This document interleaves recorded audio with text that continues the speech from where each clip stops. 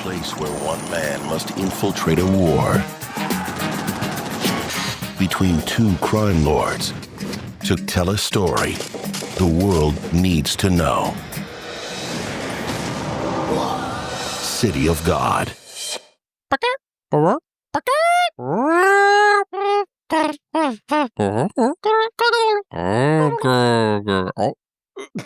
What are we doing? What are we doing, Christian? I don't know. I started just like gurgling the like saliva in the back of my throat to make noise, and it just was going awfully. I see. Okay. Well, cold open chicken noises aside. Hey, how are you doing, friend? Compatriot? Man, after this movie, my heart's a little heavy, Yeah, is that so? Is that right? Yeah, just a smidge, just a light smattering of heaviness. Just a slight slathering of heaviness. I'm sorry, a slight, what'd you call it? Mattering? A smattering, yeah. Smattering, excuse me. I forgot to use my T's as consonants in that word. A slight smattering of heaviness in this. Yeah, I think I would agree, but before we get into it, Christian, should we do a summary? I think that sounds delightful. All right, we should do a summary. And by we I mean me. What are you? Chicken? Just kidding. That's probably copyright, and we might not make it to the next recording after Big Hollywood comes after us. In the meantime, though, let's learn some chicken facts because I've been in quite a foul mood lately. Did you know that chickens have 4 cones in their eyes as opposed to us humans who only have 3? They see the same red, green, and blue as we do, but they also see ultraviolet light as well. Thus, chickens actually have a broader visible color spectrum than we do. On a slightly less cool side of the chicken vision, it turns out that they are born with a condition called antimetropia, which is when one eye is nearsighted and the other is farsighted. The interesting thing, however, is that every chicken is not only born with this, but the right eye is always the nearsighted one and the left eye is always the farsighted one. You can kind of see where the rabbit hole started now, huh? Final chicken eye fact, they can sense the presence or absence of light through a special gland in their head, meaning that a rooster that is entirely blind can still wake you up at the ass crack of dawn on your day off. Well, this all started because of a bit from the opening of a movie I watched the other day, so might as well tell you about it. City of God is an epic crime film based on the semi-autobiographical novel by the same name. It follows our protagonist, Rocket, and his journey through childhood into adulthood as a resident of one of Rio de Janeiro's most infamous neighborhoods in the favelas, the City of God. It highlights not only his struggles as someone who does not want to involve himself in crime to make a living, but the lives of those who do and are deeply affected by it on a daily basis. Rolling in drugs and gang violence, the movie highlights the endless cycle of violence through a turf war between opposing factions who sell drugs on the streets of the favela. Rocket must walk a fine line in order to try and accomplish his dream of becoming a journalist, but along the way he is involved with many people engulfed in crime, starting with his own brother who begs Rocket to never give in to this life and to study and go to school. True to his brother's pleas, Rocket manages to avoid engaging in illegal activity himself, but still ends up involved in conflict at basically every turn. Yeah, he do. Christian, buddy, I gotta ask, who on earth knows this movie exists and recommended it to us? Because my God, what a absolutely dreadful and thought-provoking movie that we watched this afternoon. That's what I gotta say. Well, this one was brought to us by It's Me Rabbit, who... My God, It's Me Rabbit. What a guy. We got off the fucking, what's his name? The Terry Gilliam train and went straight into this. Uh-huh. My God. Sorry, continue. No, it's fine. It's Me Rabbit gave this to us. But might come as a shock. No idea what this movie was when he mentioned it, and zero clue. Upon looking it up, even I initially was confused because I accidentally typed in gold and not God. And wait a minute, did you do the same thing? When he first told us about the movie, I did do the same thing that you came to us the other night about. Oh, And shit. I at first was very confused about which City of Gold God in this case, we were watching. And it did not, it also did not match the poster he put in the Discord chat. So I was confused, and then I realized that I'm a big dumb dummy head and had just spelled gold instead of God, and then I got the right thing. And boy, what a stark contrast anything City of Gold would have been that City of God is. And I'm not upset, because I did enjoy my time with City of God, but in a way that was much more, as you said before, thought-provoking and definitely introspective, as opposed to entertainment value. I'm even gonna take it just like one step further. So not only did I look up City of Gold in lieu of City of God before I watched this film earlier this afternoon. Yesterday, as you had mentioned, I was talking with you guys in the chat, and I'm very glad I did, because I looked up City of Gold in my own time a couple of days prior, and I thought that we were going to be watching a very heartwarming documentary about a food critic in LA who basically just, like, anytime he leaves a good review, struggling restaurants suddenly start getting swamped with like business and whatnot. And I'm like, oh, this is lovely. This is like a testament to, culture and human interaction and, food making, and, it's heartwarming. Then you guys were talking about City of God. I'm like, oh, wait a minute, that's a completely different movie. And I read the synopsis of City of God and was like, oh, that's a very, very different cultural movie. Yeah, this isn't about food critics at all. This isn't about food or food critics or bringing people together. It's about tearing us apart, Lisa. God damn it. So City of God, which is what we actually watched today, as we just talked about, the summary is about, it mostly follows a gentleman by the name of Rocket, who stands as the narrator for the vast majority of the film. Like, anytime where, he's the through line. In fact, I would say, you know what this movie has in common with, and I'm going to say it, I don't know if you agree or disagree. I feel like this is just The Outsiders, but in another country, is all I'm saying. Because it literally has a pony boy center stage. Like, explaining to us what happened to all of the dudes, whether they were the Oshes or the Soches or the whatever. The greasers. And it's like a greaser and a Soch. Yeah, and then we also have like a battle of two factions. So this is like a lot more real, I think, than Americanized melodrama in the 70s, because this has a lot more happening, obviously. A lot more mature themes. But in my mind, I'm just like, okay, so this is like The Outsiders, but in Brazil. Anyway, got it. That's really all you need to know. Anyway, so Rocket's our through line throughout the majority of this film, and he explains to us what's happening to all of these characters, and my God, holy fucking shit. The trauma never ends. Like, ever. No. Like, from start to finish, everyone has a bad time. Yes. Always. Yes. Yeah. There's no sanctuary for any of the characters, which are more or less based off of real people. I think that there are some that were made up in this just for the dramatics of the film, but largely a lot of the main players, like Rocket himself, the gang bosses, Lil Z, Carrot, Knockout Ned, they were all real people, but some of the smaller aspects of the film were dramatized for the sake of it. I just need to know that Benny existed. Like, I need to know Benny in a universe existed, that Benny existed. Yeah. Okay, thank God. I believe That's Benny all was I a real needed to hear. person as well, yes. Thank God. Benny was the realest motherfucker of all time. The coolest cat in the whole favela, dude. He brought The actual everybody coolest cat. together. Which is like so wild, because wasn't it, was Shaggy the one that Lil Dice shot, right? In the beginning of the movie, or was it the other guy? Was it Stringy? Or not Stringy? That was, do you mean when Goose. that was Goose. That was, you're talking about when he takes the kid's money and then is planning to run right after screwing that dude's wife. Yeah. Yeah, that was Goose, who was Rocket's older brother. I don't know if you saw it already. I have a little character, character I list. see now. Yes. I have that. I'll be honest.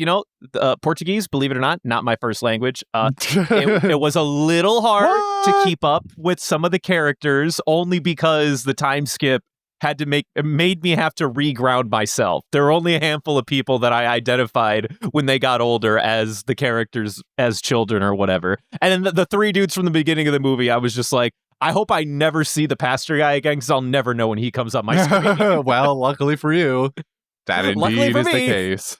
He never came back. The guy who became a pastor. No, Clipper. not Striggy. You had Clipper, of course. Clipper. Yeah. He Clipper found God, and that was it. He that was enough for him. Stark contrast to Lil Dice, soon to be Lil Z, who found only a demon, only being a demon. Who only Very gives quickly. into intrusive thoughts. Yes, he might have had an angel and a devil on his shoulder, but at some point he flicked the angel off and just started getting all the sweet nothings whispered by the devil exclusively at a very early age. 100%. Fucking yikes, bruh. Yeah. So yeah, that was Lil Z's turn in that first bit of the movie was wild. You could kind of see the inklings of it, but then when you see the massacre at the motel, you just go, "Oh my god, man!" And that's just reality. This is the first thing that I want to talk about with this movie. So this movie actually does a really good job of giving you the punchline, but then also backtracking in a meaningful way, events that brought us back to what we want to know. And they start off strong in the very beginning of this film. We're just thrown in to the hive, the fucking hornet's nest, and there's just a bunch of characters. We have no idea what the fuck's going on. A dude's giving a bunch of kids guns. Some rooster, some chicken is running through the city. We're following the chicken and the gang of these kids all through the favelas. This dude with a camera is suddenly in the middle. He's getting a bunch of guns trained on him with the police behind him. And that's where the movie decides, I bet you want to know how I got here. Well, let me tell you. Well, to do that, we got to start at the very beginning.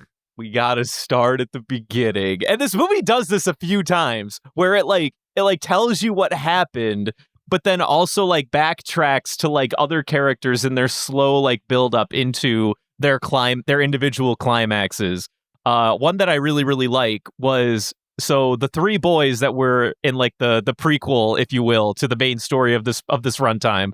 The tender trio, they rob a whorehouse, whatever. They actually pan over a bunch of people who were shot from the whorehouse, workers, people who were using the whorehouse, and astute, or maybe not even astute, just the average viewer would recognize that when the cops showed up, they fucking hightailed it out of there. And as far as we as the audience were concerned, the main trio did not engage in manslaughter of any kind. And we're just sort of scratching our heads well, wait, why are there so many dead people? What happened? Is there a third party? And then, well, turns out there was. So after the trouble, the tender trio, they get away. They want to get out of the favelas. They don't make it, Chief. I mean, the long and short of it is, this one dude, he meets a girl and they try to get out of the favelas, but he's still being hunted down by the police. He got by the police. Another dude finds God. We never see his ass again. Honestly, probably for the better. You made it out scot-free, I'd say. And then finally, our last guy, not Benny's older brother. I'm getting it wrong already. Goose, Rocket's older brother. He decides to sell some fish and fuck a dude's wife, and then got caught. And then that dude killed his wife, and then he was on the run. And then after he got caught up with Lil Dice, who would later become Lil Z, little do we know, Lil Dice is a fucking psycho. Yeah. After they ran away from the heist, Lil Dice was like, this shit didn't entice me enough. He went back in and fucking killed them all as an 8-year-old. Yep. What a fucking psycho. Holy shit, man. Honestly, I know this movie is about spoilers. This movie is about the endless cycle of violence, right? Mm-hmm. I just want to know who taught Lil Dice that in order to appease the demon on his shoulder, you need to murder people. Somebody, like, he teaches people to murder. He teaches children to murder later in the film. That I get, because he's a psychopath. What made him a psychopath at such an early age? I gotta know. Holy motherfucking shit. I don't know, man. He was just seeing the world around him, and he's just a little smarter than the rest in a very crime-centered way, where he's got these ideas on how to make more money than just random hits on pickup trucks with gas on them. So it's hard to stomach that this is real and people actually go through this, and that there are kids that experience this in reality and are just that grow up to be this, have these psychotic problems like this, and it's entirely insane to witness it, even in a way that's meant to be a little bit for entertainment value, being a movie, and so some of it is a little fiction. But I just watching someone like Lil Z just. There was basically no point in this movie where Lil Z or Dice and then Lil Z was even a sympathizable with character, other than the idea of it sucks that they grew up to be this sort of person. But at no point is Lil Z even like a good kid. The first introduction of him is him running up to the fucking soccer field with everyone else and going, "Hey, Poindexter, let me get that ball so I can play too." And then they kick the ball at Rocket or something like that. I don't remember, but yeah, like at every turn, Lil Z is just an asshole. It really this movie plays with nature and nurture a lot, I feel like, but Lil Z is like the only oddity where at least this film did not make me believe that nature was the sole proprietor at play here in making this little psychopath. There's a lot of nature in his bones that was just like, I'm smarter than these guys. I came up with the best plan to get a lot of money very quickly and probably get off scot-free, and they ain't even fucking paying me for it. You know what I'm gonna get as payment? I'm gonna claim lives. And the little kid actor, I mean, obviously this is played up for the camera, but the little kid actor, as he's smiling from ear to ear, that's a certified fucking Joker moment, is all I'm saying, man. It's scarring. It really is. Fuck me. Actually, you want to know something fun about the actors in this movie? Yes, I do. Please enlighten me. I need something fun from this movie. So basically, every single one of these actors is some amateur level actor that lived in and around these Brazilian favelas. Yeah, these were basically untrained actors that were hired on to do this movie, hundreds of them. Everyone from the main people that we see to the shortest appearance of a background character were all hired, with the exception of one. I believe it was. I believe Carrot was an actual actor and had done other things besides just that movie. He's mostly well known as one of his original breakout roles, but he was I believe the most trained actor on set at that time. Every single one of the others was hired on to do this movie, and they went through before they even started. Excuse me, I got hiccups. Before they even started filming, they had a several-month acting camp for these people to basically mostly teach them improvisational skills. There was a script, but a lot of what they impressed upon them was the ability to kind of think on your feet in a scene and just throw stuff at a wall and see what sticks. So a lot of this movie is actually a combination of written lines, but also the way that body language is portrayed, or that they stand, or still some of the things that they say were improv for a lot of it. Interesting. And Wow. and also to make it even a little bit more wholesome, they because these people came from the favelas and the areas around them, they obviously were not well off. They were poor, and once the movie was done, they finished filming, and they couldn't let these people just go back to their lives in the slums of Rio de Janeiro. Although I think that their specific favela was a different one. They didn't come from the City of God. I believe they came from a different one. I don't remember now at this moment. I should have wrote it down. But they helped they helped all of them basically find better jobs and like train them in ways that they could all get out of the favelas. So that is wholesome. They didn't just let them go back to their awful existence in these slums. They helped them all get on their feet in a meaningful way after the filming of the movie. So that I thought was great. I agree. It was awesome. very, very nice. Yeah, no, I do love to hear that. After I mean, I not to spoil anything in the future, but in the event that this movie was at any point successful, I would certainly hope that they could spread the love a little bit to everyone that worked so hard on it. And that includes crew, because I'm sure filming in these locations, because as I briefly looked, everything was on location with like a few sets made here and there. Yeah. In Rio de Janeiro, in the favelas, and I am certain that did not go without at least a certain level of discomfort and concern from several people that were working on it. I have to imagine. Yeah. Then again, when you're people that grew up there, then you kind of just you're like, listen, I'm from here. What do I care? This is what I dealt with all the time. You know the bodega down the street? That's Lenny. He's the son of the guy who originally owned it. Don't ask what happened to his father. Yeah. So I really enjoyed reading about that. That was very cool. That is awesome. But I unfortunately, this movie does not let up. We get slapped with the prologue, the preamble to the meat of the movie, which takes like 30 minutes. It's like a 30-minute runtime to get us like really seated in like our main cast of characters between Benny, Rocket, and Lil Z for the most part.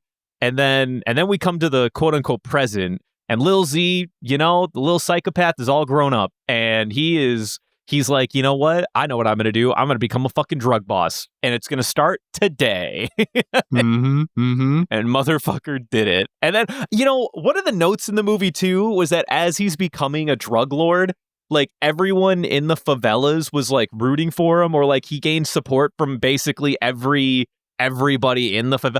I believe this happened. It had to have happened because with a gang war transpires at some point in time. The version of Lil Z we get in this movie, I don't understand what part of him is charismatic. I really don't. But you know what? I also don't live in this environment, so I'm going to suspend a lot of disbelief in that, everyone flocks to the one that seems to wield the most power is what I have come to rationalize in this present moment in time as why Lil Z is able to get away with half the things he does with the manpower that he has. Yeah, I mean, what it basically comes down to, I would guess, is that the especially the ordinary citizens, they're just recognizing that the myriad of gang bosses that are terrorizing them on a daily basis are getting gunned down. And now and on top of that, this one guy, while he is a psycho and going on a killing spree, he's also saying like,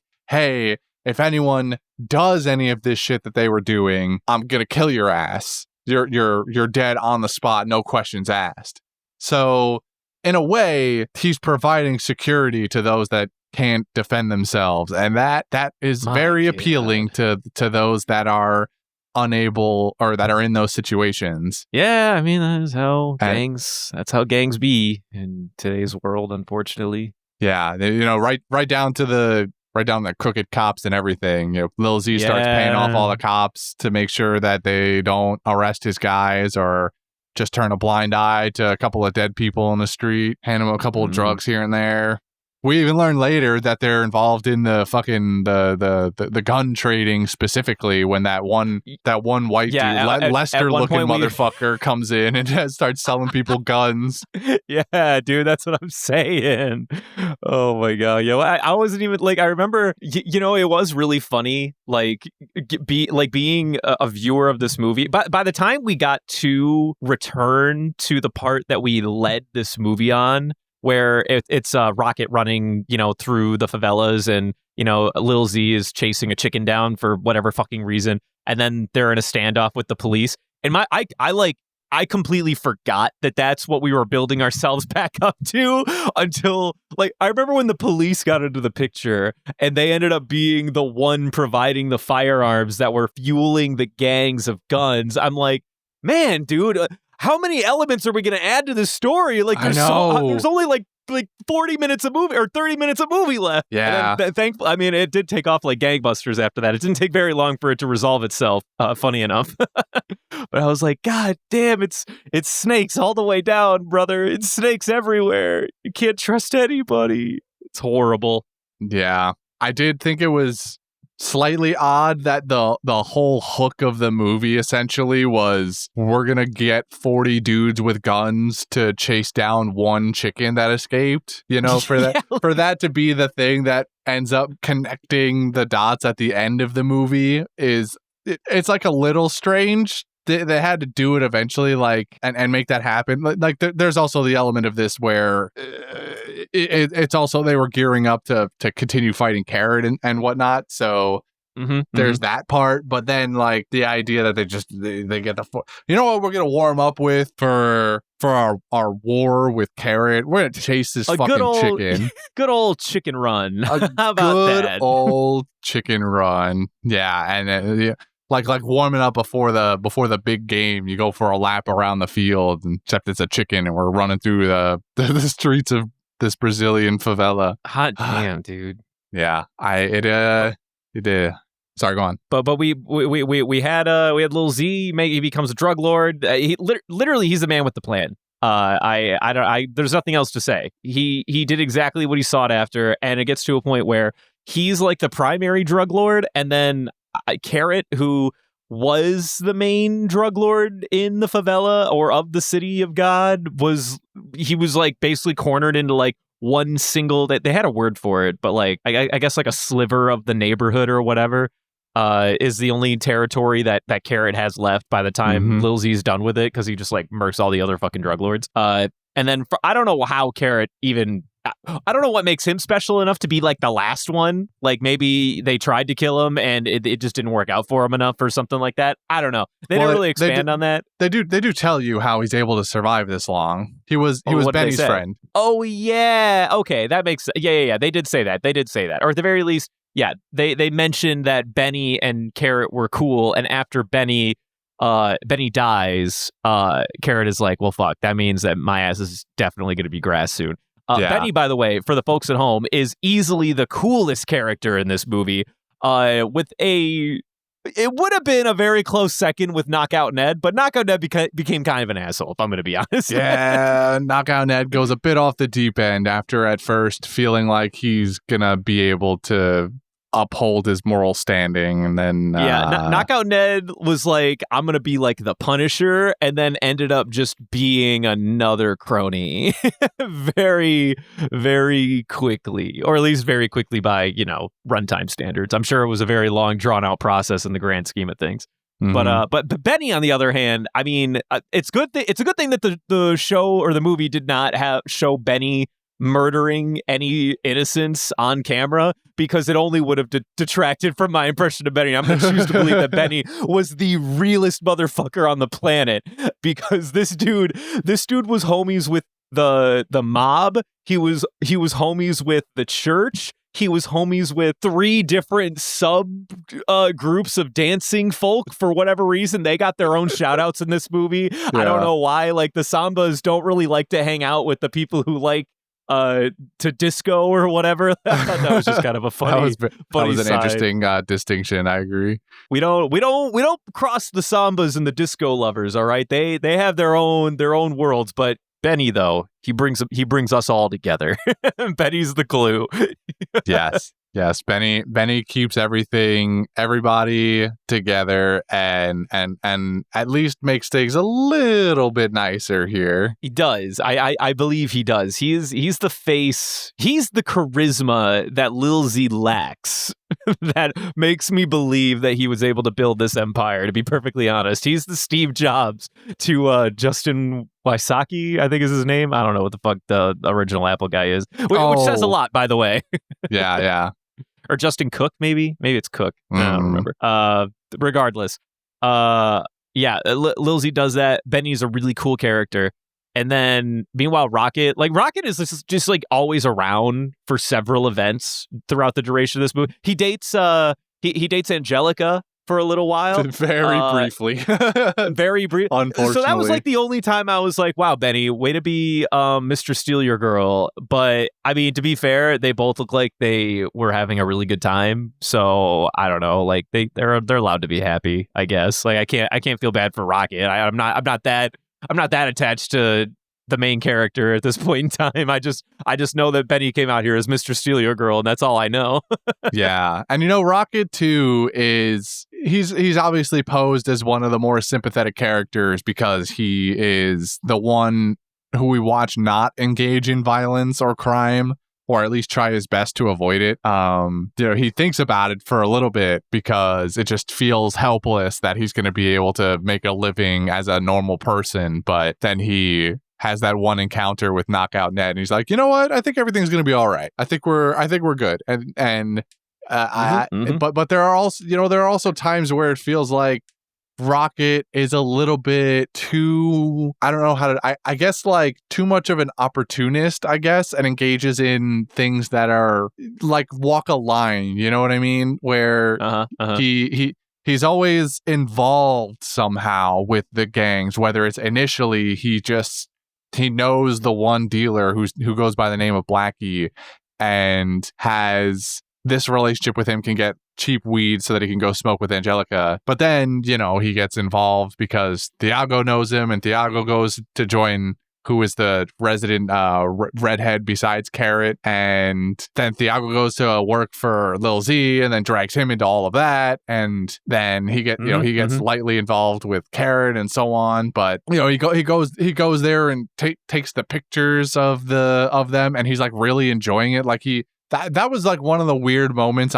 for me with Rocket, where he's super scared of being there. He knows Lil Z knows him and likely does not hold a high opinion of him because he doesn't do crime, and Lil Z probably thinks he turns his nose up at the other hood guys. So, but then he gets in there and he gets a camera in his hands, and suddenly the smile creeps across Rocket's face, and I'm like, you're enjoying this a little too much and forgetting kind of where you are right now. Yeah, like Rocket, you're a little too invested in this. Yeah, like I get that you've got that camera in your hands that Benny was gonna give you, but at the same time, like that switch turned a little too quickly is all I'm saying. Listen, man, I mean, when the guy grows up in a certain kind of environment, you take the W's you can get when they're handed to you, I guess.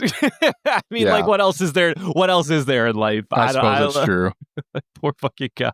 I know, yeah. But I mean, fuck. I mean, I want to rewind because we skipped around a little bit, but back at the beginning with the Tender Trio and specifically his brother Goose. Sure. What a fucking animal. It's like what a guy. This dude like getting involved with this man's wife, and in a place like this, where people just they go out and just kill whoever they want, basically. And clearly, I forget what was that dude's name? He was like Shorty or something like that, right? I think it was Shorty. Yeah, I think you're right. Shorty, he has ties to the other gangs here. Yeah, the current gangs and mobs. Yeah, so like the idea that Goose would, I know that the Tender Trio too are like one of the bigger names around here, kind of. But getting involved with a man's wife who's already involved in gang violence and clearly has no qualms about engaging in even more violences. That's just crazy talk, man. Like I get it that you want to get some, but not that way. No. And then she dies for it, and essentially he dies for it. And which was also a wild scene when they do that thing too, where that they do consistently throughout the movie, where they come back to a thing that you saw earlier, and originally we just see him grab a bunch of money from Lil Z, smack him upside the head, and he runs, and you just assume that he made it out. But then later, we get this scene of Lil Z being like, "Hey, bud, you're gonna need this," and pretending to hand him a gun, and then turning it on him as soon as he gets close. Fucking crazy. But also, like at that point, we know Lil Z, and we're like, oh, so this is why we never see Goose again. Yeah, it's really funny too, because when you think back on it, at least this is what my subtitles were. And to be fair, believe it or not, again, Portuguese is not my first language. The subtitles that I had Rocket describing the scene as, and then that was when Goose left, and we never saw him again. Or he made it seem like we were never going to see him again, and we didn't. And I just accepted that. Like, oh, okay, he ran away. Then this scene happens. And Rocket does recognize that he knows Lil Z is the one that killed Goose. So this is his interpretation of Goose leaving and never coming back. It's just being murdered. Yeah. Which is a really odd way to describe your brother being murdered, is all I'm saying. Yeah. And there's also, like this also plays into, again, like the way that you watch it, Rocket interact with Lil Z on a couple of occasions throughout the rest of the film. Because then you know that Lil Z, or Rocket knows that Lil Z is the one who killed his brother, and just at every turn he's scared, which rightfully so. But then, yeah, rightfully so. It then is you wonder. I mean, Rocket could just simply be a better person and not want to go out and continue the cycle of violence by getting revenge on Lil Z. However, he does relish in the fact that Lil Z dies at the end by getting those close-ups of his ass. Once he gets gatted by the runs, which we haven't talked about yet either. Yeah, the runs kind of confused me, but I think maybe I just I like long blinked or something, because my impression of them was that Carrot employs children as his drug runners and his like salespeople, whereas Lil Z has a completely different like drug distribution operation going. Is that? And then basically like every small child is assumed to be on Carrot's payroll. Is that correct? Or are they just like their own like they're growing up in the favelas and they're starting their own like little mini gang that's starting to rival the real gangs? That one. That's the right interpretation, is that the Runts are essentially this third faction that is just a group of kids. So both sides employ kids. They even spend 5 to 10 minutes outlining the career path of a small child getting into gang violence in this favela, where you start off as I don't even remember the true order of things, but it's like you're a lookout for you're a runner first, you run drugs between places, then you're a lookout, then you, like, if you're good at math, you can become a manager, or you become just a soldier in the army, quote unquote, and then if you're even better, you can be like the right-hand man to the boss or something like that. And so the Runs are this faction of kids that are fed up with how long it takes them to be able to step between the stones and hop to each individual job, basically. So they're like, well, we don't want to do that shit. You get paid basically nothing, and it takes years. You got to wait for some older kid to die before you can even get promoted, and they're sick of it. So they just go, well, I'm just going to do it myself then. I mean, if that doesn't sound like exactly what Lil Dice did back in the day, I don't know what does. That's exactly what Lil Dice did, except he didn't make his own gang until he was older.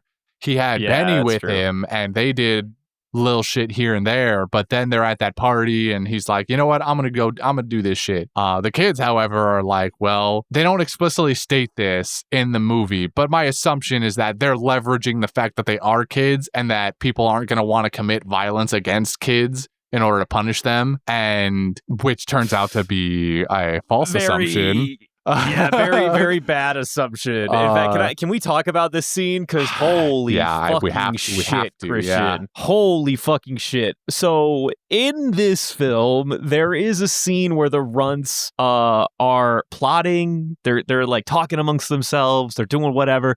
And Lil Z just gets done. I want to preface this. I know I'm going to let you continue. I just want to preface this with, we're going to talk for anyone who's listening. We're going to talk about violence against children for a few minutes here.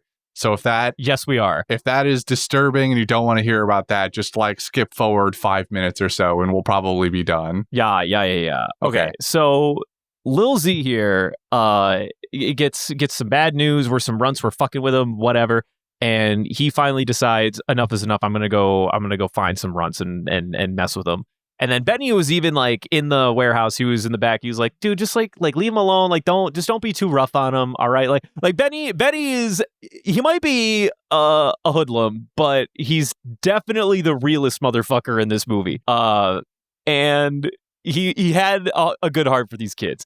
Well, Lil Z did not have a good heart for these kids. He had blood in his fucking eyes. And I underestimated how much blood in his eyes he had, dude. Yeah. So this scene, honestly, I almost had to take a break because I was like, fuck me, dude, that's crazy. They corner two kids, and these two get great actors, by the way. One is like sobbing and the other one is like paralyzed with fear. And I'm like, brothers, you got both sides of the spectrum covered. You're doing a great job. Salutes. Yeah, they corner two children. And one of them so tiny, too. Like the youngest, smallest kid in the entire group, too. That's what I'm saying, bro. They corner these two kids. They capture them. And Lil Z's like, all right, so I'm going to need you to pick a hand or a foot. Classic, mental torture a bit. Like, I want you to tell me what I'm going to shoot so that it's your decision and make you feel bad about it. And then they're like, obviously they're like they're sobbing. And I think both of them, they both pick their hand without saying anything. They just like pull out their hands, accepting. And in my mind, I'm like, okay, so now he's going to like shoot next to him and like really freak him the fuck out. Oh no. Oh, he does something worse. He shoots both of them in the foot. Classic bad guy move that goes, oh, you told me what you want me to shoot? Let me shoot the other thing because clearly that's the more precious item. Fuck me, dude. And then in my mind, I'm like, okay, this is enough. You've proven to me you already proved to me you were a psychopath. Now you've proven to me that you are a monster and that you need to be put down.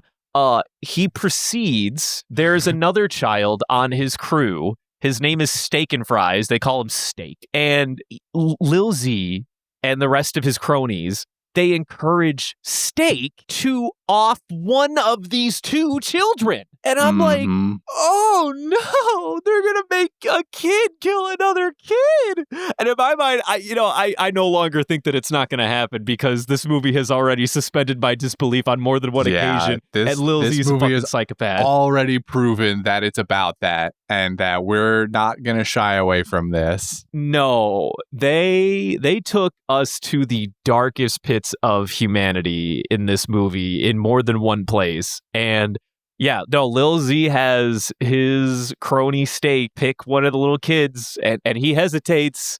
He's like, I don't know which one. You got to imagine, like, he's a kid too. He doesn't know what the fuck he's going to do, but he doesn't want to be punished in any way. And he wants to go up in the gang world or whatever he's got going through his mind at this point in time. And, he does. He picks a kid, shoots him dead, and it's all on camera. Nothing's there. No punches are pulled. Is all I'm saying in this movie at all. Yeah. Kid kills a kid, and then Lil Z, he congratulates Steak, and then Steak is just, he's fucking got his own PTSD because he's like, well, I guess I'm a murderer now. Gives the gun back, and then the little kid that didn't get shot just hobbles away, and Lil Z's like, hey, don't you be fucking limping away, or I'll do it. I'll end you too, or whatever. And then the little kid's just sobbing as he walks away. Lil Z's like, go tell the rest of your little fucking idiot friends not to be messing with my business anymore. And I'm like, fuck. Yeah. Fuck me, dude. It is. It's hard to stomach. Fucking yikes. I agree. And from here on out, I was like, dude, I don't know what more they're going to throw in that's going to surprise me at this point. I know. Yeah. And really they don't. The worst that happens after this is probably the outside of what we've been getting the entire movie anyway. The fall of Knockout Ned is, the next most dramatic thing, I suppose, that happens. But yes. Yeah, this scene is like, talk about taking a break. Like I took like a 1 minute breather. I paused it and I went, okay, all right. That was hard, but it's a real eye opener. Like it achieves what it set out to do in terms of giving you that shock value of like what these people just went through. And I was thinking about, I watched the movie last night myself, and I was thinking about it all day today at work about that scene and how it just is so raw and terrifying, frankly. Mm-hmm. So yeah, how other cultures, other people in other times, or even today, they live like this every single day. Yeah. If anything, it's not even just like a story narrative that was like pulled out of its ass. I mean, it's obviously baked or based in some truth or some reality. Somebody experienced this at some point in time, and it is very heartbreaking to consider. Yeah. It's tough. And so then, we while we're here talking about, the tragic aspects of this movie in specific, we've got Knockout Ned here, who is initially a very likable gentleman. He's on the bus collecting fare from anyone that gets on, and this is a part of the movie where Rocket is at his lowest. He's and his buddy along with him, Stringy, is he's contemplating turning to crime in order to make a livable amount of money, and he has this run-in with Knockout Ned, along with eventually, I forget the order of it, whether he meets Knockout Ned first and then the random dude from Sao Paulo, or the other way around. But I think it was Sao Paulo guy first and then Knockout Ned, because they were like about ready to like jump the Sao Paulo guy, and then they decided not to for some reason. And then they met Knockout Ned, and then he was like, maybe I am going to stay on like the path of not an asshole, because if it works for Knockout Ned, maybe it can work for me too. Well, I hope you don't get attached to that message, brother. Yeah, I hope you rethought that one at some point. Knockout Ned had the right idea. He just was unable to stick to it based on a series of events that happens afterwards. So now Knockout Ned, he's doing his thing, working bus fare. Pretty attractive gentleman, and this is highlighted. This is highlighted later when we meet up with him and his girlfriend or his wife. I'm not. I think it was just his girlfriend. I don't think they were married yet. Yeah, but I don't know if it's explained it one way stated. or the other. But yeah, I assumed his girlfriend. Whatever. They're on date night, and unfortunately his girlfriend crosses paths with Lil Z one night, and Lil Z has also just come off of a bit of a insecurity thing with Benny, because Benny at one point told him he needed to get a girlfriend, and then Lil Z was like, they're like the one moment you see Lil Z have any amount of introspection where he just goes, you know what? Maybe there are more things to life than murdering people and selling drugs.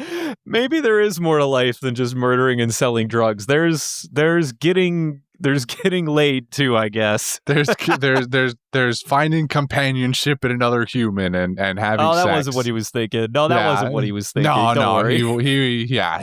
He wanted to get down real bad by any means necessary. And so, we see this at the party too, initially for Benny, before Benny actually dies. Lil Z gets not even stood up, just denied flat out by the first woman he tries to get to dance with him. And he goes, you know what? All women suck ass. And then he decides that he's going to take things the hard way, or for him, I guess the violent way. And so he fancies this woman. She says no. We find out it's Knockout Ned's girl. And Lil Z attacks them, knocks out Knockout Ned, and no pun intended.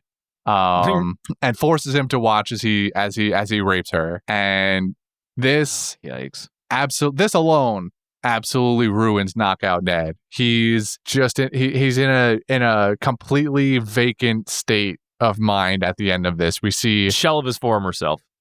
Absolutely, just a hollow shell of what he was earlier in the film. And I like to, you mentioned the whole like non-linear aspect of it and how we keep coming back to characters. And I like, we have this moment with Knockout Ned too, because he's on the bus. Rocket introduces him as the narrator and goes like, "This is Knockout Ned. We're going to talk about him, but not yet. He ain't important yet." Yeah. He's not in the story just yet. Not quite. And they do this a couple times. They do it with Shorty over in the beginning of the film, and the Tender Trio is the original source of this. And I like this. I like this narrative flow that they provide here for us. So, he's absolutely devastated. He wishes he was dead, basically. He wishes that Lil Z had just killed him for being unable to protect his girlfriend and the person that he loves.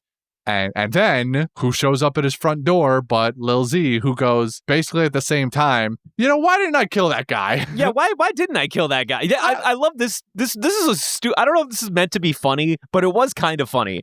Where like Ned he's honestly a shell of his former self, and he's at rock bottom. And he's wondering why that psychopath didn't just kill him and end his suffering. And then we cut to Lil Z, who, as the psychopath, was like, why didn't I kill that guy? And I'm just like, what is wrong with you? Yeah. What is wrong with this movie? Is all I'm saying, man. How dare they? How dare you inject a little bit of humor into my very serious movie about gang violence? Holy shit, brother. Anyway, so yeah, Lil Z shows up. Continue. Yeah, so Lil Z shows up with all of his boys because, again, this is a moment once more where we're about to go and start a war with Carrot, but Lil Z decided to get his rocks off first before all the fighting started. And so they've all got guns. There are like 30 men deep with guns, and they all roll up to Ned's house, and they go, "Hey, Ned, get the fuck out here, because I just remembered I gotta kill your ass." And so Ned's just remembered, I actually want you dead. Yeah, he's like, you know what? Post-nut clarity hit. I remembered I gotta kill you. And so it's a poor taste, but it's I mean, it's a little real, I guess. I mean, what else could be the reason? Who knows, dude? He's a smart guy, but sometimes not that smart. Yeah. Shows up, Ned goes, "Oh fuck, this is exactly what I was looking for," and so starts trying to go outside so that Lil Z can kill him. But then he gets held back, and instead his little brother goes out there and says, tries to talk Lil Z down. Obviously, that doesn't work. And Lil Bro knew that was going to be the case because he's got a knife in his back pocket, and he tries to stab Lil Z, which he does successfully, but in the arm. And so it's non-lethal. And unfortunately, instead of trying to double down on it and just keep going, he stabs and then tries to run back in the house. And that does not go well for him. He gets absolutely riddled. And even when they're done with him, they just keep shooting because they know Knockout Ned is in the house. And so his uncle, I believe, becomes it was his uncle, and that actually, I actually don't know now. Maybe the guy who stabs Lil Z was his cousin or something, but either way. No, it was his little brother. Was it his little brother? Okay. I think so. Yeah. I remember at one point in the movie they were discussing like what Lil Z took from Ned, and they had brought up they had called out specifically his uncle and his little brother. So okay. I assume that the one that stabbed Lil Z and did not make it out of this mortal coil, he was his little brother, and then the older gentleman must therefore be the uncle. Yeah. So his uncle becomes a casualty of it. He lives through this along with his aunt, and I believe, was Rocket there too? Rocket was in the building, right? I don't think somebody else was there, weren't they? In the building during that? Yeah, there was somebody else there. It might have been Rocket. I think it was Rocket. It might have been Rocket, actually. Which is just, if it was, it makes perfect sense because he's always somewhere to be during like the worst times in this movie. Yeah, he always knows what's going on, and so it's he attracts the violence like moth to a flame. yeah, or he's attracted to the violence like moth to a flame at the very least. Yeah. So this spurns Ned to go seek out Carrot, who he knows is at war with Lil Z at this point. And at first, this is a very almost vigilante thing for him to do. He's like, I'm gonna join you guys. I'm gonna help. It was earlier mentioned on the bus that he was the top marksman in his army class. And at first that feels like a throwaway line, and then it becomes very important to the story. So he's like, look, I'm gonna help you guys, but one thing you gotta know, we don't kill innocents. I'll do all the other stuff. I'll rob, I'll sell drugs, I'll do whatever you want, but we're not killing innocent people. And so they stick to that initially for exactly one. Well, he sticks to his own morals exactly twice. Yeah, twice. The first time he saves Carrot from killing, or saves a person from being killed by Carrot. Then Carrot saves him from getting shot by like a shop owner or whatever. And then the third time, Ned kills a security guard in a bank that was about to kill Carrot, I think. Or maybe the person just came around the corner with a gun. Anybody. I think he was about to pull his gun. Yeah. And then Ned was like, well, if you're going to pull your gun, then I have to stop you. He was just in total fucking hoodlum mode by that point. Yeah. Someone with a gun? All right, clearly not innocent. So even though we say that, the reality is he also recognizes that he was an innocent man. He was just a guy with a gun because he was literally doing his job because they actively recognize, they're like, okay, well, the first time or Carrot saved him, he learned the exception that proved the rule, where you have to kill an innocent once in a while in order to save people in the event that they might do something that you don't want them to do. And then Ned himself is the one that acted on that, and then he became the exception that proved his own rule or whatever. I don't know exactly the language that they used to describe this scene. Yeah. It was actually very articulate and artistic the way they played out each of these elements separately that built up to Ned eventually being I don't want to call him a sociopath. He wasn't a psychopath, but he was definitely no longer a good guy. He was definitely villain by this point. Yeah, the upstanding citizen that we saw on the bus was officially dead, and now we're left with Knockout Ned, the hard-hitting, turn the tides sort of hoodlum that would become the bane of Lil Z's existence, quite frankly. And then, which Lil Z deserves it, just so we're clear. But totally. I mean, they all fucking deserve it, to be fair. But Lil Z more than most. Fucking deserve it. Yeah, they all do kind of fucking deserve it a little bit. Yeah, it's brutal and awful to say, but like none of them are good people, and no, yeah, it's bad. And the one like little bit of other comedic relief in this was that one time when this recurring character Tuba, who was on Lil Z's side, who was like pseudo Lil Z's right hand man, this is right after we come back from shooting up Ned's house.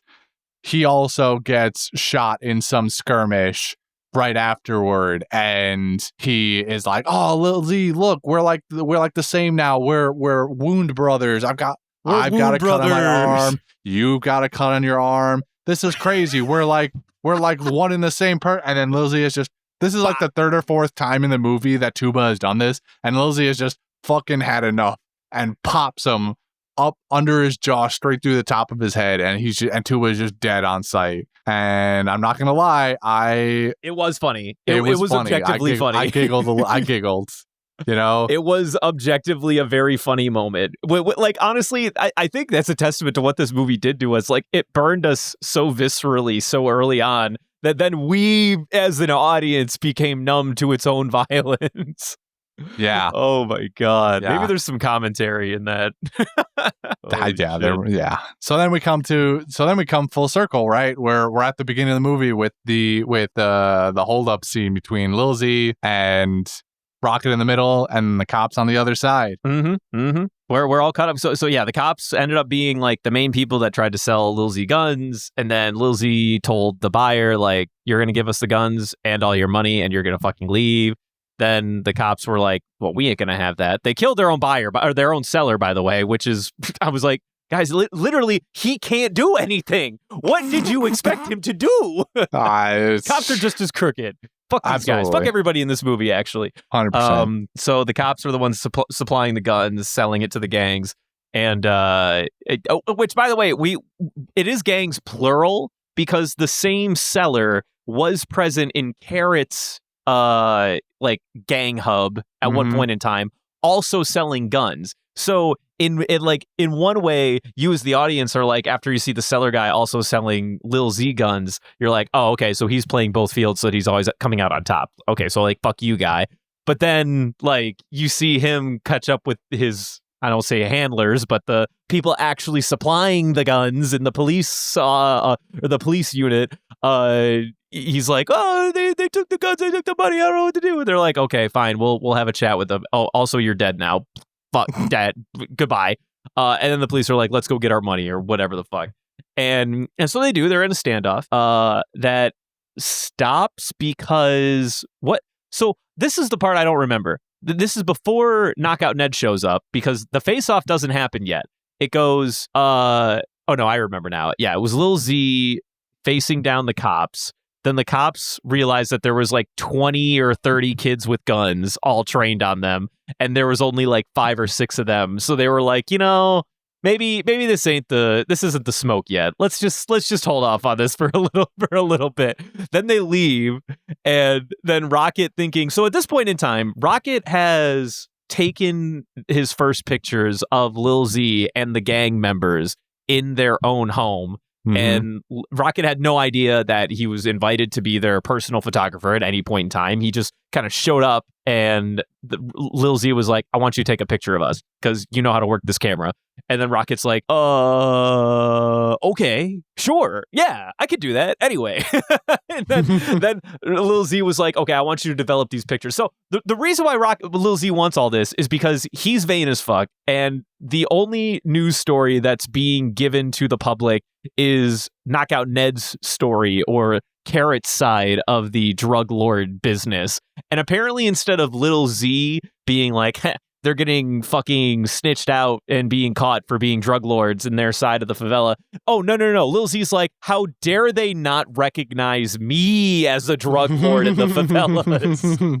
So Lil Z goes on a bit of a vanity spree here, and it encourages Rocket, he's continuing, regardless of what happened to Knockout Ned. Rocket stuck to his guns. He stuck to his morals. He did become just an average schmuck that started working for a local paper or something in the favelas or whatever, and takes these pictures. Lil Z wants him to get him developed, and then Rocket's like, okay, and brings him back to work, and he's like, oh, can you develop these pictures? And they're like, no, we can't just do that anytime, kid. Like, that's work resources. And then like another photographer guy comes up and he goes like, oh, hey, can you develop my pictures, Sam? Oh, and then also this one. And I was like, oh, that's funny. And then all the pictures were developed. Well, after the pictures were developed, some lady, I don't remember her fucking name, probably like Sang Claire or something like Marina that. or something. Or Marina, yeah, I think you're right. So Marina or some shit like that, she finds the pictures after their post-development, and she's like, well, fuck me. Let's run this. And then when she put him in the newspaper, Rocket thinks he's dead. Like, he's like, I am fucked, because the pictures that I have of a drug crime lord that I took are now on the post, or on the front page of this newspaper. I've ousted him. I am fucked. I am boned. I will not see. It is not safe for me to go home. It is not safe for me to live any further. Meanwhile, Lil Z in the background is like fucking schmucking it up. He's like, oh my god, look, they finally got a decent story. Rocket has no idea. He's like, in my mind, if I was a drug lord, I wouldn't want the world to know about me. Well, he underestimates how vain Lil Z really is. Anyway, so Rocket, back to the present with the chicken moment. He thinks he's fucked in this moment. He thinks he's about to be gunned the fuck down by Lil Z and the rest of his cronies. And then he's frozen, deer in the headlights. The police leave, and then Lil Z's like, yo, Rocket, take another picture, Rocket. And then he's just like, I'm still doing, I'm still doing that. I am not gonna die. Okay, yeah, sure. Let me just put this up to my. You're sure not gonna shoot? No, let me just put this up to my eyeball. Oh shit! I gotta twist this thing. Hold on, real quick. It does this craziest thing. I forgot to twist it again. Would you believe that I didn't learn after the first time? Pardon me. Sorry. Just give me a couple seconds. Bang! To turn this another dude, and then another dude gets shot on Lil Z's crew, and everything kicks off. And this is when all the falling action kicks off at once. So one of Lil Z's crews gets shot, and it ends up being Knockout Ned, and Carrot and Knockout Ned and the rest of their cronies are beginning a large scale a skirmish against Lil Z and his cronies. Fucking shootout happens. Rocket is he runs off to the sidelines. He doesn't get shot, by the way. I love that for you, Lil Z, honestly. Or I'm sorry, Rocket. But they're all in like a firefight, blah blah blah. At one point, this little kid gets shot, which we don't really know much about this little kid. We just know that he joined Carrot and Knockout Ned's side of the beef of the war or whatever, looking to kill his dad's murderer, which that was all we got. Well, anyway, so after fucking Lil Z somewhat escapes in a truck, and Knockout Ned is caring for this little child that was shot. As Knockout Ned walks away, the little kid shoots Knockout Ned because it turned out that the cycle of violence do be continuing. Yeah, the security guard that proved the rule for Ned, that guy that Ned shot was this kid's dad. Yeah. So he wanted revenge on Ned, and he got it, good buddy. Oh boy, he got it. Played the long fucking con, man. He played the longest con of his life, dude. And you know what? I can't blame him. I mean, I feel bad for. If anything, I just feel horrible that he was caught up in all this violence, because that's just how a normal human being would react to a child feeling like he needs to literally avenge his deceased father while his killer walks free. Like, I feel for him, but also he shouldn't have been wrapped up in all this. I feel horrible. Also, Ned is he's an imperfect character. He's also really only here because of terrible shit that happened to him in his lifetime. Mm-hmm. It's horrible all around. Anyway. Lil Z gets caught by the cops at this point, and Rocket is I guess he's got his popcorn, and he's just watching all these fucking events unfold slowly but surely. And after the cops, he's got money signs in his eyes at this point, because he's already found out that he can get paid for pictures. He's like, hold on, I'm not gonna get in trouble with Lil Z even if I do get caught. And I'll get paid for these pictures. No matter what happens next, I'm fucking trailing this motherfucker. It's fucking bank, dude. It's free real estate. So he does. He trails Lil Z after he gets picked up by the cops. The cops go well, you owe us $100,000. Lil Z's like, well, I don't have all the money yet. They're like, well, you're gonna get it, and we'll find you again. And Lil Z's pissed off. This is when the runts come back into the picture. Well, Lil Z's alone. No cronies, no adult cronies, mind you, when all the little kids show back up. And after he was like, yeah, I got to make more fucking money again, so I'm going to need you guys to help me fucking drug run in the city and whatnot. They were like, well, we got a better idea. Proceed to riddle him with bullets. Mm-hmm. Fitting end. Yeah, and then I think even one of them said the Lil Z special.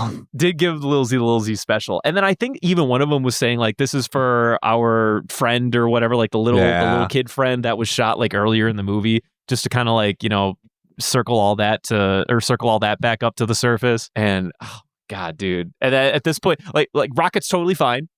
He's on the sidelines, just snapping money shot after money shot of the cops, of crooked cops, Lil Z getting shot at, little kids doing the shooting.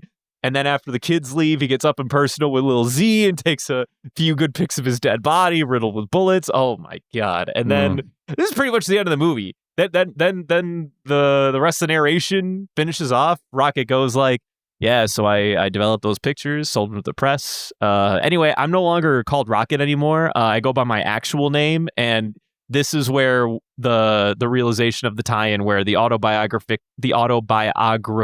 comes full fruition, in that the narrator of Rocket was the guy who wrote this story firsthand, based off of firsthand experiences.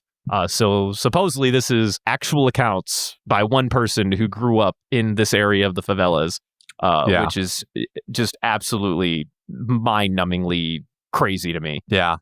It really, they hammer you home one last time with a little bit of a twist if you didn't already look up the movie. And yeah, just knowing that someone didn't even have to come up with and write these crazy scenarios, that this is just stuff that happened. And continues to happen. And by the way, this was like the 70s and 80s. This is in the 70s, by the way. Yeah. All this happened in the 70s. So we're wild. 50 years removed from that, and it's still happening. Like, those favelas still exist and continue to operate in that fashion to this day. Like, at the time of the filming of the movie, they filmed on location in a favela. It was not the City of Gold, because the City of Gold at the time of filming was embroiled in a bunch of gang wars, which was around the turn of the century, around 2000, 2001. This film was released in 2002, so you imagine that they did a majority of the filming in 2001. Sure. And I'm sure, I didn't look too much into it, what it looks like in the present day, but I can guarantee you that it am still almost happens. all but certain that it is not too far removed from 2002. Yeah, I am certain. It's tough. This is a heartbreaking film, honestly. It is. It's Me Rabbit. How do you even know this movie exists? That's what I want to know. Like, are you every single time we do the fucking the questions or the rating system at the end of our shows and whatnot, and you always ask like, or you always find the one that says like, I had to watch this movie for film class. I think It's Me Rabbit is the guy drawing up the movies for film class. Yeah, is what is happening right now. He's making the lesson plans. Fuck me, dude. I do happen to know that It's Me Rabbit is an older gentleman. So like maybe this I don't know. I don't know how old specifically, but maybe some of this was something they heard about a lot when they were growing up, and then the movie was 2002. Like, we were alive for it, but not really old enough to go and see it in theaters or anything like that. But he might have, and I wouldn't be surprised. I think that a lot of what It's Me Rabbit, like, contrary to what some people have done for these movie recommendations, It's Me Rabbit pretty much always recommends movies that they really like. And yeah. I appreciate being given a movie like this that can I shouldn't even say potentially, that has a lot more weight to it and intention behind the filmmaking in general, outside of just being entertainment. There's so much, I don't want to say culture, because that might be glorifying it too much, but there is so much thought-provoking human condition in this film that I am so glad I was exposed to, and now that I know it exists. Even though when I was first starting to watch it, I was struggling to sort of keep up with some of my initial characters and the disjointedness, but now, on the other side looking in, I'm like, man, this movie, this is a story. This is an adventure for this main character, Rocket, here. And there's so many elements that all separately could be their own, like, thought-provoking element. And the fact that they're all within this one film, this one storyline is crazy. I'm so glad that we watched this movie tonight. In case I haven't said already, I loved this movie. It was fantastic. I'm so glad that we watched it. Yeah, I feel very happy.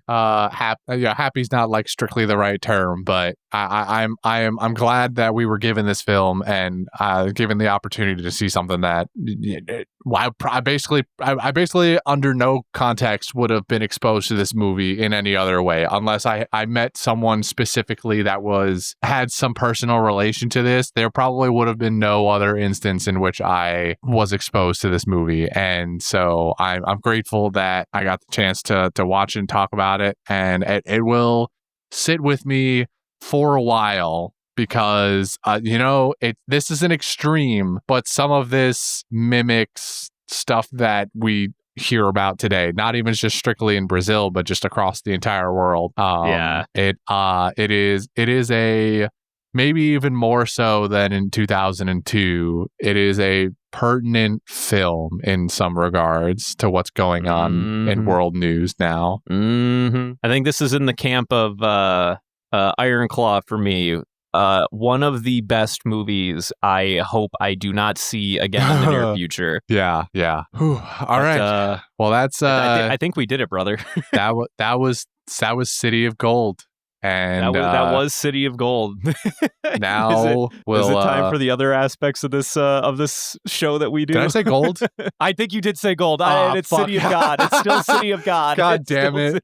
That was City of God. Cicada de Deus. God damn it. I think it's Cicada de Deus. It might be Cicada. I think it's Cicada. Not Cicada. I don't know. Cicada.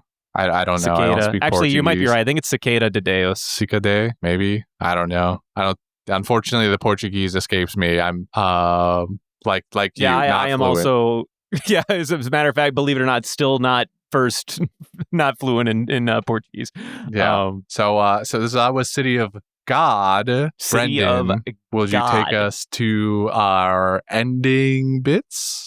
Yes, I will. And I got no fluff for you, Christian. I've got a budget and I've got a box office. I just have one simple question for this fucking film. What do you think its budget was? And can I tell you, it's gonna be lower than you think. Actually,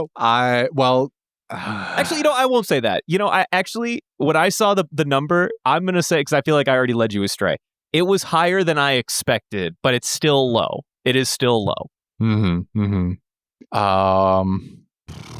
Yeah, I mean, my imagination is telling me that they made this movie for like pennies, basically, because already knowing that they used all of these amateur actors, they're not paying any Brad Pitts or Scarlett Johanssons here. No, they're not. Everything is shot on site.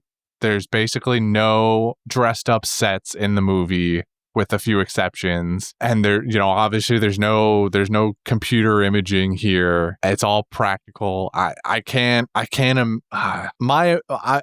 gut, I'm just gonna go with like a flat $1 million. A flat milli. Yeah, that's what I'm thinking. All right, flat milli. Are you locking that in? I'm gonna lock in a flat mill. All right, Christian, you're a little off the ballpark, but you're still in the right headspace. It was made for more than that. If you can believe that, it did have a higher budget. It had a budget of $3.3 million, in fact. Okay, and I think a lot of that probably has to do with the special effects, because even though this isn't CGI, like CGI would run this the dollar amount like sky high, but there were a lot of bullet hole effects and makeup in this movie, and I'm sure that shit ain't cheap. It's practical. It's all practical effects, but there are still people in charge of making these things like happen and work on camera and believably and whatnot. So I'm sure that a lot of the practical effects over time still ran up the budget of this film in a relatively big way, if I had to guess. Yeah. And now, knowing the number in hindsight, I'm also thinking about if this is factored in or not. But with a $3 million budget, I'm thinking maybe the several months that they spent training these people to act in the movie too, like that probably, and then I mean, not to mention also flying people all the way out to Brazil to make this film. This movie was made by, well, maybe they didn't even have to fly, but they definitely had to do some movement of all of the equipment and stuff. It's made by predominantly Brazilian filmmakers, writers, producers, and stuff. So like this is a foreign film, but yeah, I mean they still have to transport equipment and such. They're not just on a studio set in the middle of Hollywood. Yeah. I'm not mad at $3 million. $3 million sounds like that's good. That's good. It is like you said, that's a little higher than I guessed, but Yeah, I felt like it was only fair to or change how I responded, because I don't want to put you down the wrong path. Yeah, that's totally fair. All right, Christian, my next question to you: what did this thing make at the box office? Now, historically, 3.3 million, not a hard benchmark. No. Not a hard benchmark. So, with that being in mind, do you feel confident that this made money? I do feel confident that this made money. Okay. I don't know numbers. I do know that this movie was represented at various award shows. I shouldn't even say various. I know, well, I mean, it probably was, but I know specifically that it was at the Academy Awards, and had gotten a couple nominations. I think it had like 3 or 4 nominations between 2 different Academy Awards ceremonies. I don't think it won, but it was there. So truly. So my assumption is that, you know, even if you don't win an Academy Award, you get a certain amount of recognition, but also, like, I mean, the Academy Awards are obviously in a lot of cases well after the fact, but getting nominated in the first place probably means that you made or got a decent amount of exposure before that. I'm gonna guess that this movie made money and that it probably made a good amount of money for $3 million. Like I don't you know, because for fear of accidentally seeing a number, I didn't look up how many US theaters this got into. That would maybe be an interesting number to know. But I'm gonna go on what might be too optimistic, but I hope it's not. I'm gonna say this movie made $23 million. 23, very a little specific of a number, actually. Yeah, I don't know. I was like, I was like, do I go 20? Do I go 25? I'll just cut the difference at 23. Cut the difference, 23. You know, I feel that. I feel for what you're trying to accomplish here. So 23 is what you want to lock in today, Christian? That's what I'm going to lock in. And honestly, I hope I'm wrong on the low side. Like, I hope this made more money than that. Well, Christian, I do have some news. You did not nail it, but it did in fact do better than what you what you thought. Okay. This movie, now you were still in the ballpark though. It only made 30.6.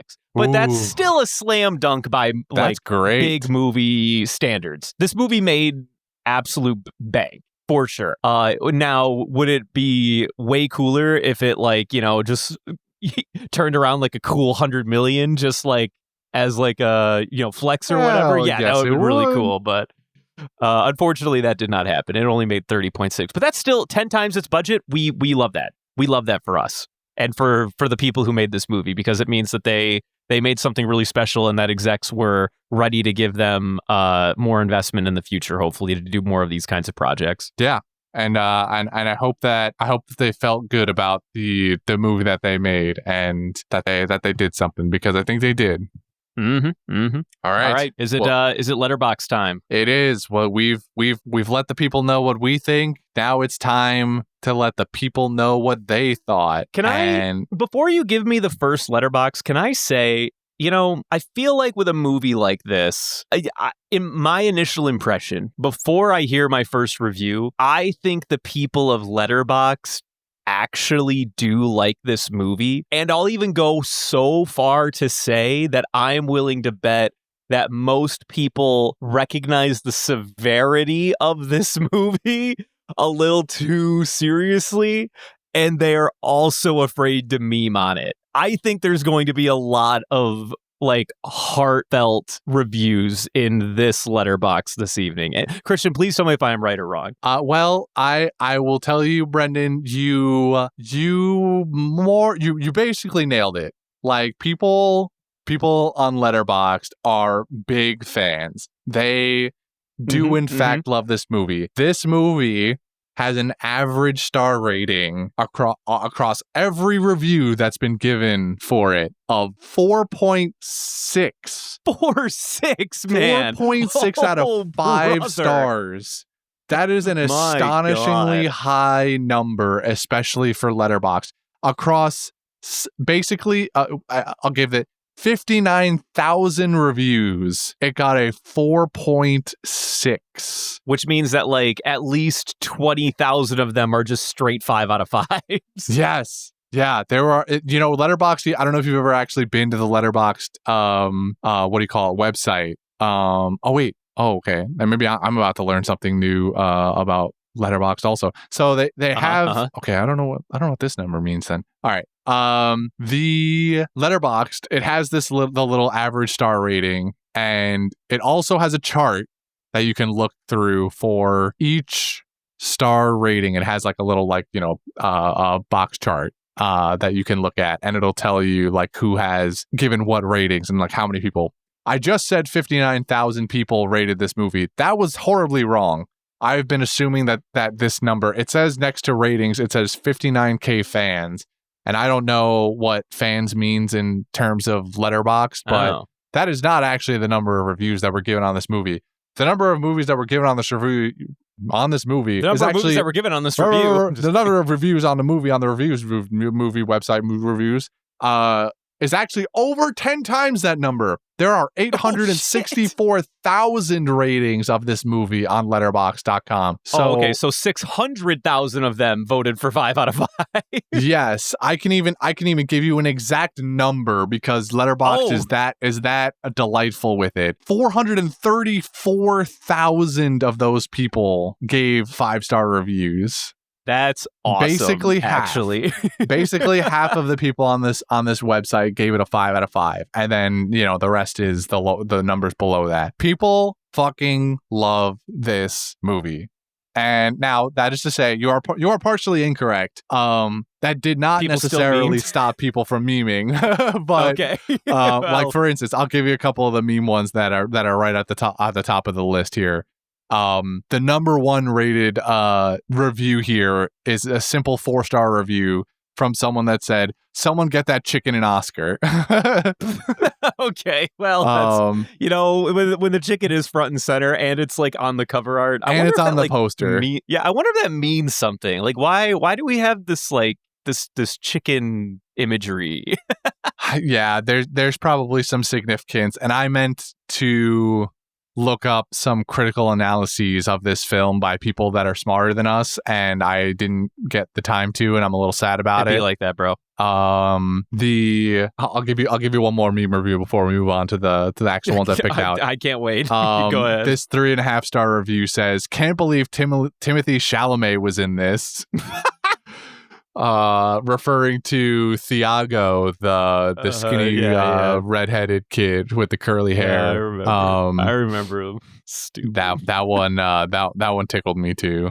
All right, so reviews that I've written down for you here today. This reviewer says, "I might have to serve as a mild voice of dissent on this one, which remains thrilling on a surface level, but has an unbearable lightness of being. Here's a story about generation after generation of slum-dwelling young boys caught up in a terrible cycle of violence. Yet the tragedy of it never comes close to registering. It all feels too much like entertainment. But hey, it's entertaining." I feel like I would disagree with that. Like, I mean, these are it's not really meant to be entertaining. It's the real events through the lens of one guy who was there. And I mean, it might be entertaining as an outside perspective, but I don't know if I agree with that take. This guy's got an interesting contrarian opinion on this. I'm gonna say I believe he still liked it, so it's still north of 3. The question is, how close to 3 is it? I'm gonna say this is I'm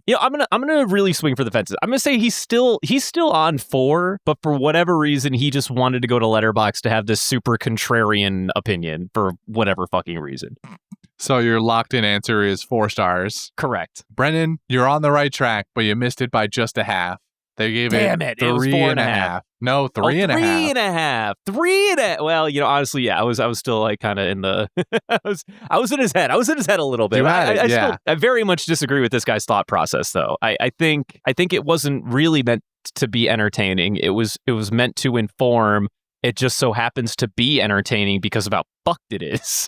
Yeah, and there are moments where I can see someone being more convinced that it is for entertainment, like the tuba scene or some of the other more lighthearted things that happen. But even calling them lighthearted feels, not quite the right way to put it. But for lack of a better term, right now, it's like the more not serious things in the film. So I kind of get where you might think it's entertaining, but when you learn that it's a true story, something's got to switch in your brain and go like, oh, okay, fuck. I do wonder if like I had more exposure to Portuguesian. Is that the right word? That's probably not even the right word. I think just Portuguese. I think if I had more exposure to like Portuguese like films or culture in general, I wonder how this would like stand up to other things that's produced by Portuguese speaking countries. Like, for all I know, this movie plays like a bad soap opera in Brazil. And I just don't know because I don't understand cultural mannerisms that tend to happen. But it felt very real in the moment. I don't know. It seemed pretty real when that kid was crying in front of my screen, like a dude after shooting his foot off. Is all I'm saying. Yeah. I mean, it is right. These were actual people that lived these lives, and so while this is a movie and it's scripted and none of them are actually getting hurt in this moment, a lot of them probably lived some of the things that happened in this movie. And so there is that element of realism that they bring that you can't get with regular actors, that if they had hired Hollywood actors to come and do that, or even big name Brazilian actors, because again, this is filmed in Brazil, so like if they'd hired big name actors from there, like it wouldn't have had the same effect as training these regular people that actually lived these lives. So it is it's quite an achievement. It's quite an achievement. And I would implore people that didn't like the film to maybe, I don't know, try and look into it more. Maybe I feel like you can get more out of this movie than a 3.5, as well as some lower number of reviews, because there are plenty of people that gave it low stars too, even lower than 3.5. And wild. Going through some of those reviews, I couldn't believe what I was reading on some occasions. And that's crazy. You mentioned too, like wishing that you had some background on either like Portuguese culture or Brazilian culture, and I agree. I wish that I even had somebody that I could ask about this, even like try and see if I could get anything. It would be fascinating to inquire like how it was received from people who were like actually a part of the culture it comes from, since it very clearly, at least from my perspective, it feels like I can understand the severity of the progression of the plot as it's given to me, and it doesn't feel too gimmicky. But maybe somebody who lives in it, they're like, nah, they're playing too much of this stuff up. Yeah, it would be very interesting to know. All right, that being said, the next reviewer says, I feel like I lived an entire life in just 2 hours. What a raw, violent, and impactful story. I still can't believe this actually happened in real life, which makes this movie even more unforgettable. The gritty visuals and the vibrant color palette, which I don't know about vibrant, but used to present time jumps, were amazing. It's a very good movie, and I'm grateful for the somewhat happy ending. Which also, I just gotta say, because we didn't mention it before. Yes, Rocket's happy ending is he got an internship at this paper for all of those groundbreaking. Exclusive upon exclusive pictures that he got. They didn't even offer him a full job there. They gave him an internship. Well, hold on. I think the Rocket that we're exposed to by the end of the movie was just internship Rocket. But I believe the narrator was an even further in the future version of Rocket. Because he's like, oh, and I also go by my real name now. Whatever such and such it was. I don't remember what it was off the top of my head. I'm so sorry. And then also, like, he sort of, he got to write this autobiography about himself that presumably, this was probably the way he ended his original autobiography. And he got to, full circle, add that tagline back into it, the film adaptation of his. So I think the real, like, happy ending is that this guy Rocket really did make it out of the slums in maybe not the largest way, but a significantly large way, which is a happy ending for most people in a way that he wanted to, like, not that he just drove off in a car and then lived in squalor somewhere else. Like, he got to do the thing that he dreamed of. I was just mad. I'm just retroactively mad at the newspaper for not just signing the kid on for a job off the bat. Like, they still hammered him with an internship first after all of those groundbreaking pictures. Yeah, that was fucked. That was very fucked. All All right. So anyway, how many stars did this person give the movie? I'm gonna say this is the first 5 out of 5. This guy had a lot of good things to say. It's either a 5 or a 4.5. I'm just gonna go all in. 5 out of 5. Well, Brendan, I'm sorry to say this. Oh my God. You've gotten a little letterboxed on this day. Wait, what? This person gave it a 4 out of 5 stars. You know what? Whatever. Move on. I don't even care. I'm not going to dwell on it. That's bullshit. Whatever, guy. What they say in this review, utterly unbelievable. And I knew I had to put it there. This is the fucking professor that says, I only give my students 95% out of 100 because a perfect score doesn't exist. Yeah. That's you, motherfucker. Get the fuck out of here. Oh shit. Okay. A visceral, highly kinetic mashup of Buñuel, Babenco, and Scorsese that hoodwinked nearly everyone in the early 2000s into believing that this cynical exercise in style over content was a powerful masterpiece, an overreaching faux art house excuse for what is essentially an exploitation flick in more ways than one.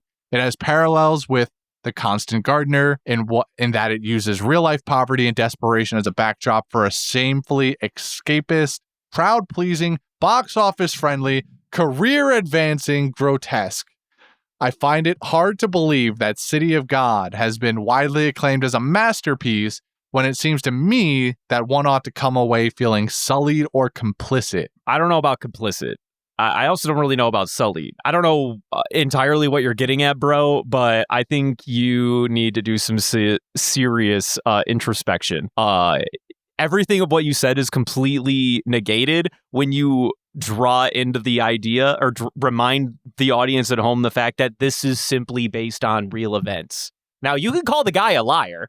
I'm not saying he's got to be the most honest motherfucker on the planet. He could have made all this up, but the fact of the matter is they are his events in an autobiography through his lens. This is not a box office friendly, trying to get people to watch and like be very open to making light of the tragedy that is like these poverty stricken. Like, no, it's just a guy who's actually categorizing or experiencing these poverty stricken situations through his own lens and telling you about it. If anything, it's historic. Anyway, fucking moving on from this guy. This guy gave it a 2 out of 5. Fuck this dude. Oh, after all that, just a 2, huh? I think 2. All right. Well, Brendan, this is a 1-star review. It was a 1-star review. That's fine. They were not happy. This was not the film for them. That's fine. You know what? It wasn't for you. I don't know what made you feel these thoughts.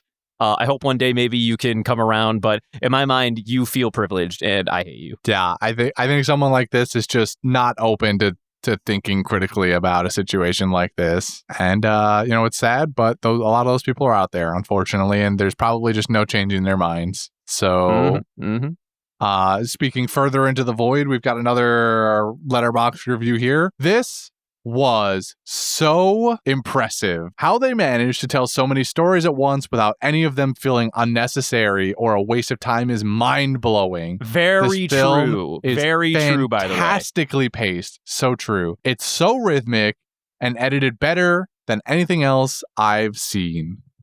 Okay. Well, he said better than anything else, and if that phrase exists in a review, it simply has to be 5 out of 5, or they are just objectively wrong. Yes. If they did anything else, then they're a criminal in my mind. Actually, put him in jail. Put him in jail. Well, Brendan, on this one, you are correct. This was a 5 out of 5-star review. This person was true to their word. Brother, come on. What are we doing here? Like really? He's the man actually recognizes it as the standard best practice in a film spaced item, and he's like 4.5 out of 5. Like, people like that are wild. Fuck you. This is the best thing I've ever seen. I literally have not laid eyes on a better film. Anyway, it's a 3.5 stars. Yeah, fuck you. I hate you. All right, I got one more review for you, Brendan. Then we're wrapped up Let's for go, the buddy. night. Let's go, buddy. I want at least 2. I can get 2. I believe in myself. I too believe in you. Wannabe Goodfellas. Very corny. Stylistically, the characters seem mostly hollow and surface level to me, and it's quite evidently made by an upper-class white director. Couldn't be more fucking wrong, by the way. Literally couldn't be more fucking wrong. I checked, by the way, because I was curious. Who knew little about the favelas before making this film. I liked this decently on my previous viewings, but it just soured this time for whatever reason. Well, I would this review, out of more than any of them that I read, and I read a bunch of the 1-star reviews other than the one that I gave you, this person just outraged me because they clearly did no research. They watched the movie several times and did no background research, given that they think that an upper-class white director made this film. Mm-hmm. Well, as for what I think he rated it, fuck, dude. I'm gonna go with the 0.5. I think I'm going all in. I'm going all in on negativity. He had nothing. He had no good things to say. He's ignorant because he did no research.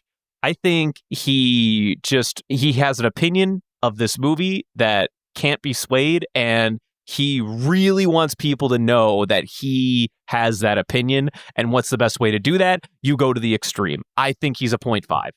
Oh, but that other guy had, I think, equally as worse bad things to say. And for whatever reason, I kind of felt like that guy was a little bit higher. That's why I gave 2 out of 5. But this dude, he is just an asshole. 0.5. Sticking to it. Final answer. I tried to help you out, Brendan, but this person was not a 0.5 stars. There will be no 2 out of 5 for you tonight, but there will be a 2 out of 5 for this review because it's 2 stars.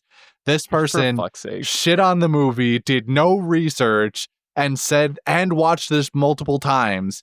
Previously had a better take on the film, or at least a better opinion of the movie, and gave it 2 stars only. I don't understand people. Honestly, I really thought that I was going to be able to be in line with the reviewers this week because who is watching this movie except people that actually like good films? Nope, I was wrong. I was wrong again, Christian. No matter what I do, the memers, they survive. They thrive everywhere I go. There's no escape. Can't be done. Mm-hmm. All right. Well, either way, I still had a great time with this movie. It's me, Rabbit. This was George pick. Thank you so much for this pick. Thank you to our Patreon shout out or people not again. Patreon. We love you. Sorry, not Patreon. Our Discord members. Once again, we love you and everything that you do. Christian, do you have anything else you want to shout out for us before we wrap up this evening? Follow us on Instagram, TikTok, at Panda Sightings. Email us, pandasightings@gmail.com. Follow the Discord, join the Discord. The link will be in the bios of our social medias. Follow the link tree. You'll know where you're at once you find all of the goons. And thank you for listening. This movie review will be, for now, potentially one of the last ones we do. We're in a bit of a hiatus streak right now with our other show, One Piece with a Lime. Go watch that if you like the hit anime One Piece, or don't. It's fine. Or don't. Yeah, you do whatever you want. It's not fine. Please, we want the views. We love the engagement. Please engage with us. There'll be like one more movie that comes out for now, and then there may be some changes that happen to Panda View in which we don't do movies for a little bit of time. But that being said, in terms of movies to go out on, this is, or at least take a break on, this is a good one. This is a good one. This is one of the better ones. I am so glad that I now know of its existence. I am so glad that I experienced it. I ain't gonna lie, I'm probably never gonna watch this movie again, but that is not a fault of the film. It is simply because my heart can only take the actions of this film so many times. I will, however, peddle this to other people. I will absolutely tell other people to watch this. I will tell everybody that I had a great time with this movie and that everyone should give it a chance if they haven't already, or if they have any interest in it whatsoever. But that's it. that's it for us. Thank you for joining. Thank you for listening. Brendan, thank you for doing this show with me. Once again, it's a pleasure as always. Oh shit, he went chicken mode again. The Brazilian film City of God, directed by Fernando Meirelles, and telling the story of poor boys growing up into lives of crime in the slums of Rio de Janeiro. This movie is a breathtaking combination of style and subject with virtuoso filmmaking and a heartbreaking message.